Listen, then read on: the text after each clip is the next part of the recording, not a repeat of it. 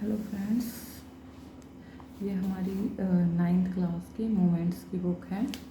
इसमें हमारा जो चैप्टर नंबर 3 है, ईश्वरन द स्टोरी टेलर, इसके हम आज टेक्सचुअल जो क्वेश्चन आंसर हैं वो करेंगे। तो जो हमारा फर्स्ट क्वेश्चन है ये यहाँ मैंने इंटरनल लिख दिया, these are textual question answer. तो जो हमारा फर्स्ट क्वेश्चन रहेगा वो रहेगा, in what way is Iswaran an asset to Mahindra. जो ईश्वरन है an asset to Mahindra, Mahindra का एक एसेट कैसे है, किस तरह से है। तो Iswaran was an obedient person. जो ईश्वरन था वो एक ओबीडियंट पर्सन था। He was Mahendra's cook. और वो कौन था, वो महिंद्रा का कुक था। ईश्वरन कौन था, महिंद्रा का cook. He was very caring and hard working. वो उसकी बहुत ज़्यादा केयर करता था और हार्ड वर्क भी करता था। He did his work with dedication. और जितना भी काम करता वो पूरी डेडिकेशन के साथ करता था। So he was an asset to Mahendra, इसलिए वो महिंद्रा का एक एसेट के जैसा था। सेकेंड हमारा क्वेश्चन है, how does Iswaran describe the uprooted tree on the highway, what effect does he want to create in his listeners. जो ईश्वरन था एक स्टोरी टेलर था, बहुत अच्छा स्टोरी टेलर था।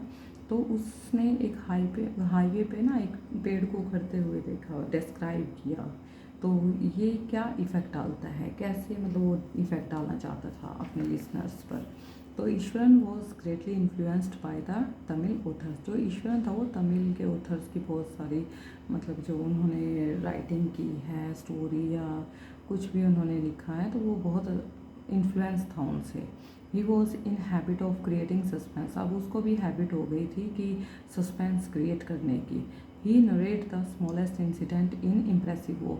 अब उसको वो कोई भी बात बताता, चाहे वो छोटे से छोटा इंसिडेंट बताता, उसको बहुत इम्प्रेसिव वे में बताता था। He describe the uprooted tree on the highway in a dramatic वे।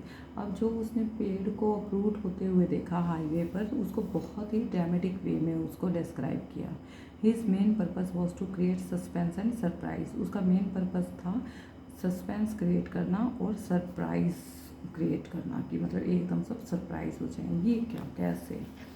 तो हमारा थर्ड क्वेश्चन जो रहेगा वो रहेगा, how does he narrate the story of the tusker, does he it appear to be plausible.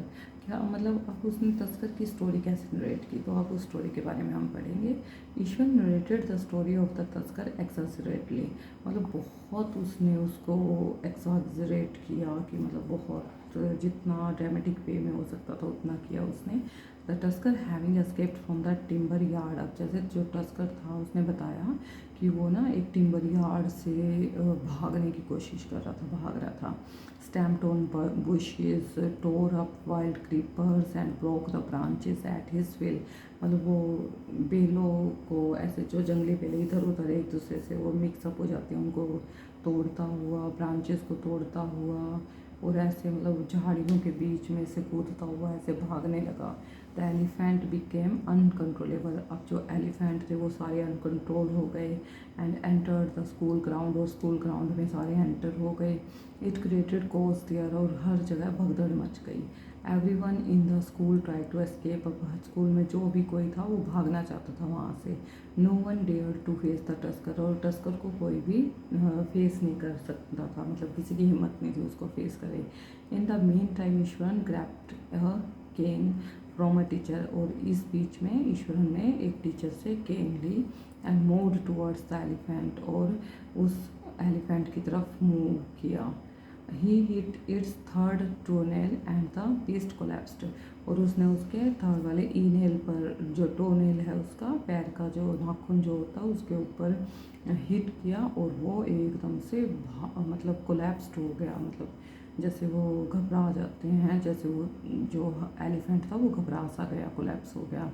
उनके बीच में लड़ाई सी हो गई। He claimed that he had use the Japanese. और उसने ये भी क्लेम किया कि उसने ना जैपनीज़ को यूज़ किया, उसके साथ आर्ट, जैपनीज़ आर्ट को यूज़ किया and to control the tusker, और उस टस्कर को कंट्रोल किया। But this story seems totally इम्प्लॉसिबल।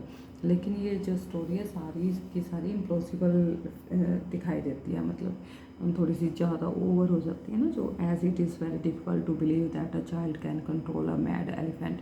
क्योंकि इसमें बहुत ज़्यादा बिलीव करना बहुत ज़्यादा मुश्किल है, डिफ़िकल्ट है कि एक छोटा सा बच्चा एक पागल हाथी को कंट्रोल कर सकता है। ये तस्कर कौन था? पागल हाथी था, मैड एलिफेंट था। तो ये तो बिलीव करने वाली बात ही नहीं है, ओवर हो गया ज़्यादा।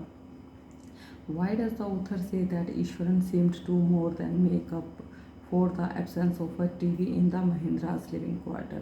अब जो ऑथर है वो उसने ना कुछ टीवी अब नहीं था महिंद्रा के पास, तो अब वो क्या करता, जो ईश्वरन था वो उसको टीवी से भी ज़्यादा मज़े दिलवाता था ऐसी स्टोरी सुना सुना के।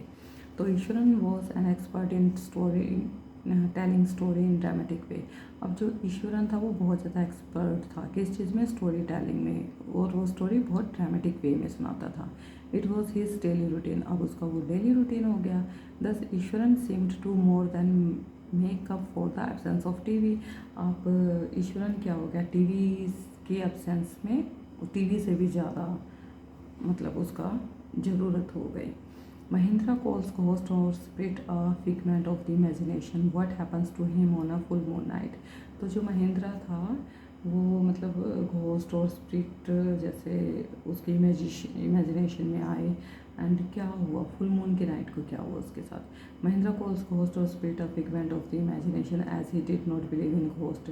जो महिंद्रा था वो घोस्ट वगैरह में बिलीव नहीं करता था, उसको ये लगता था ये जो इमेजिनेशन होती है घोस्ट वगैरह की ये बेकार होती है, फालतू होती है, झूठी होती है। तो one day Eswaran told him about a female ghost. तो ईश्वरन एक दिन उसको एक फीमेल घोस्ट के बारे में बताता है। On a full moon night he woke up, और फिर वो उसको ना महिंद्रा को एक फुल मून के नाइट को वो एकदम से उठा from his sleep and looked outside the window, और जैसे ही वो विंडो से बाहर की तरफ देखने लगा and shock to see the same figure, उसने उसी फिगर की जैसा उसने बताया था ईश्वरन ने महिंद्रा को वैसी एक औरत उसको दिखाई दी और वो शॉक हो गया।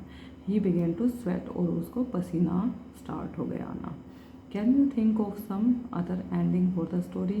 क्या आप इस स्टोरी को किसी और तरीके से भी एंड कर सकते हो? The present story ends with Mahendra's resolve to leave the haunted place. जो प्रेजेंट स्टोरी है वो एंड होती है महिंद्रा ने उस हॉन्टेड प्लेस को लीव करने के बारे में सोच लिया।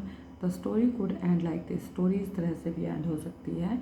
Courageously Mahindra approach the women, मतलब साहस करके जो महिंद्रा है उस औरत के पास जाता and try to know the reality, और देखता कि सच में वो है कौन। The women was none but Iswaran in the guise of a ghost of women, और वुमेन कौन मिलती? ईश्वरन, किस में? उस घोस्ट वुमेन के भेष में। इस तरह से इस स्टोरी को भी हम एंड कर सकते हैं। ये जो नेक्स्ट हमारा क्वेश्चन है ये हमारा टॉक अबाउट इट है, ये हम अपना डिस्कस कर सकते हैं क्लास में कि is Iswaran a fascinating storyteller, discuss with your friends the qualities of a good storyteller, try to use this qualities and tell a story. तो हमें बताना है कि जो ईश्वरन है वो फैसिनेटिंग मतलब अट्रैक्टिव, जिसको मतलब सुनते ही मज़ा आ जाए वैसा स्टोरी टेलर है क्या? Undoubtedly Eswaran was a fascinating story teller. Story telling is an art, ये जो स्टोरी टेलिंग होती है ये भी एक आर्ट होती है। Iswaran has the quality of making others realise the true spirit of the story. Iswaran में वो क्वालिटी थी कि अगर वो स्टोरी सुना रहा है तो दूसरे को, सुनने वाले को बिल्कुल वो सच लगे। He makes use of gesture and dramatic skills to give sound effect. वो जेस्चर्स भी बनाता और उसके पास इतनी ड्रामेटिक स्किल्स थी कि वो साउंड इफेक्ट भी देता था। अ गुड स्टोरी टेलर क्वालिटी क्या क्या होनी चाहिए होती हैं? इमेजिनेशन पावर अच्छी होती है उनकी, और एक्टोरिकल स्किल्स होती हैं, मतलब जैसे वो आवाज़ निकालता था वैसे ही वो भी निकालता था। एक्ट ड्यूरिंग नरेशन, एक्ट करता था, जब वो स्टोरी टेलिंग करते हैं तो वो साथ में एक्ट करते हैं। टोन चेंज, अपनी टोन को चेंज करते हैं, कब हमें तेज़ बोलना है, कब धीरे बोलना है, किस तरह से, मतलब जैसा वो स्टोरी में जो कैरेक्टर है वैसा बोलता है वैसा ही उनकी टोन हो जाती है। Capability to maintain interest of listener, और लिसनर की इंटरेस्ट को मेंटेन करने की कैपेबिलिटी भी स्टोरी टेलर में होनी चाहिए।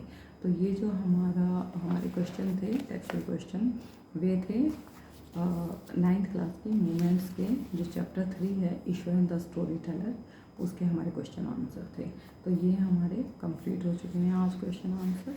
तो नेक्स्ट हम अपने नेक्स्ट चैनल पे सुनेंगे कि हम आगे कौन सा टॉपिक है, कौन सी क्लास का, कौन से सब्जेक्ट का, कौन सा चैप्टर करेंगे। और अगर आपको बहुत अच्छे से समझ में आ रहा है तो प्लीज़ कमेंट करना and like share subscribe my channel. Thank you my friends.